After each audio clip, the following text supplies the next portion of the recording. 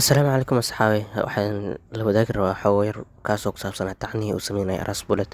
Marka muuqaalkan keligiisa ayaan u gaar yeelaynaa, inkastoo daqiiqadaha inay yaraadaan laga yaabo. Kuley keligiisa un baan ka hadlaynaa. Taxanaha Soomaali ahaan idinkugu sheegaya magaciisa waxaa waaye dariiqii guriga mise wadadii guriga. Aras Bullet waxaa kula jiri doona atirishada weyn ee Osji Tooreer iyo gabar kale ayadana oo atirisho kale ka ah. Marka kow waxaan ku bilaabaynaa taxanaha sheekada kadibna waxaan samayn doonaa sida ay dadka u kala saameyn badan yihiin ayaan isugu aadi doonaa ama ay u kala sareeyaan. Sheekadu waxay ka bilaabanaysaa tuulo aad cidlo ah, meeshaas oo shil baabuur ay ku galayaan qolo socotay mise safar u socotay saa jeclahay. Marka Aras iyo labadiisa gabdhoodna meesha ayay ku jiraan, shilkaasay galayaan. Marka taxanaha waxaa loo daawanayaa qaabka shilkaas uga badbaadayaan. Tuulada waa meel cidla ah, gargaar uma dhabo.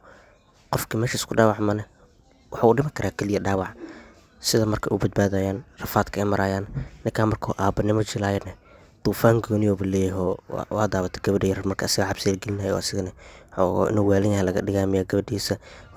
Filimkaas qofkii daawada fahmi kara keliya ninkaan markuu aabanimada jilaaya. Filimkaasna waxaa lagu magacaabaa Kojistokii Mucjisay waxaana soo baxay 2019.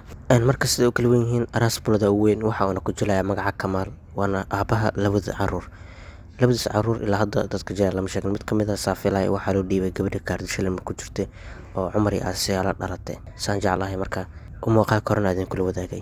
Doorka kale ee muhiimka ah waa gabadha uu qabo Kamaal mise Aras Bullet soo ku jilayo waana Nilborim Shahinkaya waxayna ku jilaysaa Shabnam oo ah xaaska Kamaal ama Aras Bullet. Sidoo kale waxaa ku jirta xidigada caanka ah taas oo taxanayaal badan ku caanbaxday taariikhi ah. Hal taxano loo hayo ku badan inuu siisoona badan lahay.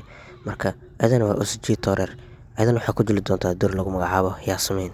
Taageerayaasheedna aad bay u sugi layihiin inay mar kale shaashada ku arkaan maadaama muddo ugu dambeysay.